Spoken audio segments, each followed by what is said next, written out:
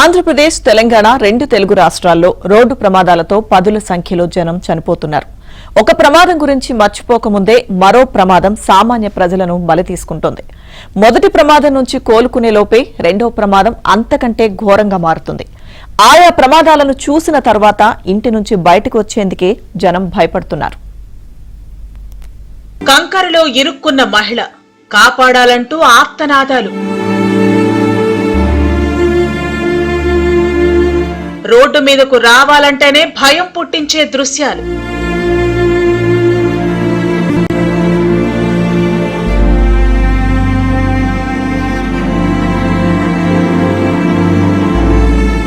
Kurnool bus ప్రమాదంలో మృతుల కుటుంబాలకు ఎక్స్గ్రేషియా ప్రక్రియ పూర్తయ్యేలోపే తెలంగాణలో మరో ఘోర ప్రమాదం జరిగింది. భారీ వాహనాలు మృత్యు శకటాల్లో దూసుకొస్తున్న తీరుకు తాజా ప్రమాదం నిదర్శనంగా నిలిచింది.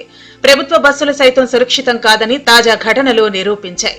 కర్నూలులో ప్రైవేటు బస్సు తగలబడిపోతే చేవెళ్లలో ఆర్టీసీ తరపున నిర్వహించే బస్సును ఒక టిప్పర్ లారీ ఢీకొట్టింది.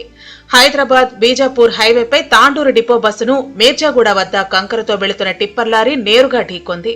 ఈ ప్రమాదంలో బస్సు, లారీ డ్రైవర్లతో సహా 20 మంది వరకు మరణించారు. టిప్పర్ డ్రైవర్ రాంగ్ రూట్ లో వేగంగా వచ్చినట్లు గుర్తించారు. ఆ ప్రమాదంలో చనిపోయిన ఒక్కొక్కరిది ఒక్కో గాథ.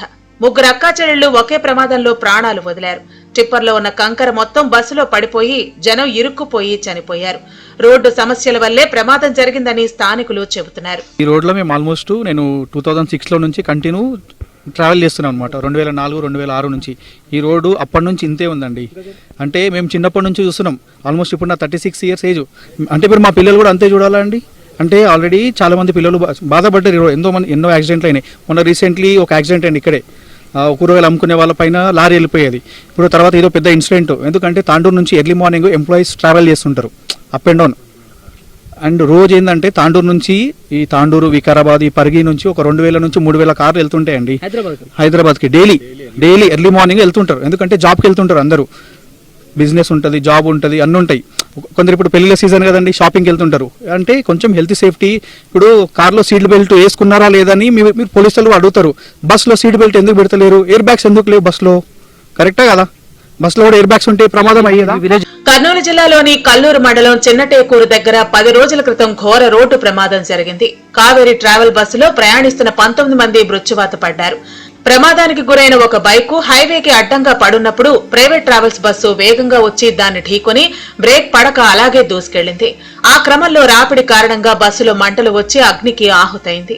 బైక్ డ్రైవర్ శివశంకర్ ముందే చనిపోగా అతని మిత్రుడు ఎర్రిస్వామి గాయాలతో బతికి జరిగిన మొత్తం వ్యవహారాన్ని బయటపెట్టారు. ఎర్రిస్వామి స్టేట్మెంట్ ఇప్పుడు పోలీసులకు గట్టి సాక్ష్యంగా నిలిచింది.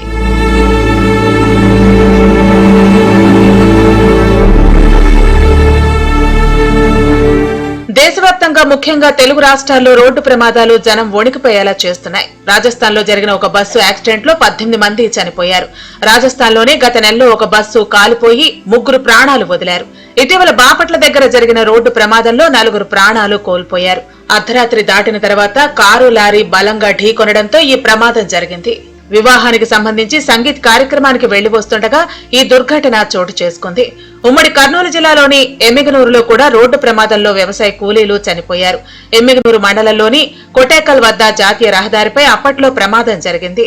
కూలీలతో వెళుతున్న ఆటోను ట్రావెల్ బస్సు ఢీకొట్టింది. ప్రమాదంలో ఒక మహిళ అక్కడికక్కడే చనిపోగా 14 మందికి గాయాలయ్యాయి. చికిత్స పొందుతూ మరో మహిళ ప్రాణాలు వదిలింది.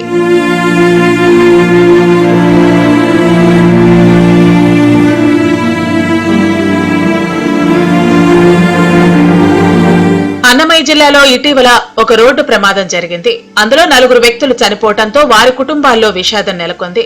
టెంపో ట్రావెల్ ను లారీ ఢీకొట్టడంతో 4 చనిపోయినట్లు గుర్తించారు. ఇక హైదరాబాద్ బాలానగర్ స్టేషన్ పరిధిలో అతి వేగంగా వస్తున్న ఒక కారు విద్యుత్ స్తంభాన్ని ఢీకొట్టడంతో అందులో ప్రయాణిస్తున్న 4 వ్యక్తులు అక్కడికక్కడే మరణించారు. ఇలా ఇరు రాష్ట్రాల్లోనూ కోకొల్లలుగా ప్రమాదాలు జరుగుతూనే ఉన్నాయి.